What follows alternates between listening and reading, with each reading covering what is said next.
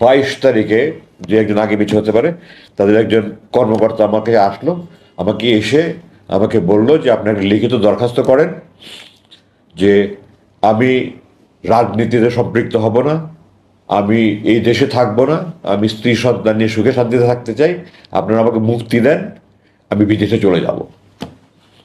আমি তাদেরকে বললাম, আমি স্বাধীন দেশের স্বাধীন নাগরিক, আপনারা অবৈধভাবে আমাকে অপহরণ করেছেন, অবৈধভাবে আটক করেছেন, আপনারা আমাকে এখানে যে আটকে রেখে জুলুম করছেন, নির্যাতন করছেন, আমি এটা মানি না, মানব না, মিটিং মিছিল করতে পারছি না।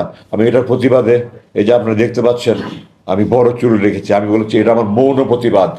আপনারা যখন মৌন প্রতিবাদ দেখেন, মিটিং মিছিল হয় না, শুধু প্ল্যাকার্ড হাতে নিয়ে দেখেন, আমি বলেছি এটা মৌন প্রতিবাদ। যতবার এটা দেখবেন আপনাদের যেন মনে হয় আপনারা আমাকে অবৈধভাবে অপহরণ করেছেন, অবৈধভাবে আটক রাখছেন, আপনারা আমার জুলুম করছেন, হারাম কাজ করছেন, এই কথাগুলো যেন আপনাদের বুকে বাঁধে।